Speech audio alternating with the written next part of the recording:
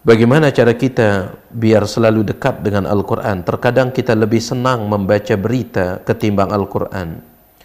Ini menunjukkan ada yang tidak beres dalam hati kita. Ada yang tidak beres pada hati kita.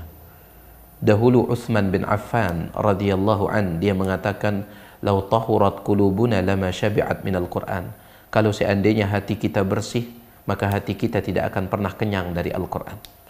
Ingin baca terus, ya, ingin baca terus. Lau tahurat qulubuna, seandainya hati kita bersih, lama syabi'at minal Qur'an, dia tidak akan pernah kenyang dari Al-Quran.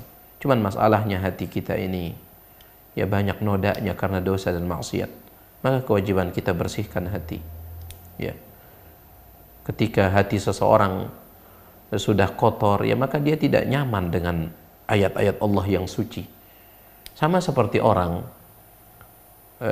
yang jahat, dia tidak akan nyaman duduk sama orang yang baik. Gak nyaman dia.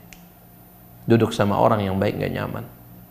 Dia nyamannya ketika duduk sesama seperti dia. Ya. Jadi seperti itulah gambarannya. Ada yang tidak beres pada hati kita. Kita lebih suka berita-berita dari manusia daripada berita-berita yang Allah sampaikan dalam ayat-ayatnya. Ya. Kadang membaca banyak status, akan tetapi baca 2 ayat Al-Quran sudah ngantuk. Ya. Ini yang pertama, ada yang tidak beres pada hati kita. Yang kedua, kurangnya rasa cinta kita kepada Allah Subhanahu wa ta'ala. Meskipun mungkin kita mengklaim dengan lisan kita cinta kepada Allah. Al-Imam Ibnul Qayyim, beliau mengatakan Al-Quran ini adalah ibarat surat cinta. Al-Quran ini ibarat surat cinta yang Allah kirimkan kepada hamba-hambanya. Kata Imam Ibnul Qayyim, ketika seseorang mendapatkan surat cinta dari kekasihnya, maka dia akan membaca berulang-ulang surat cinta tersebut. Ya, dia akan baca berulang-ulang. Dia sudah baca, dia baca lagi. Kenapa? Karena ini dikirim oleh orang yang dia cintai. Nah, Al-Quran itu adalah surat cinta dari Allah kepada hamba-hambanya, kata Imam Ibnul Qayyim rahimahullah ta'ala. Ya.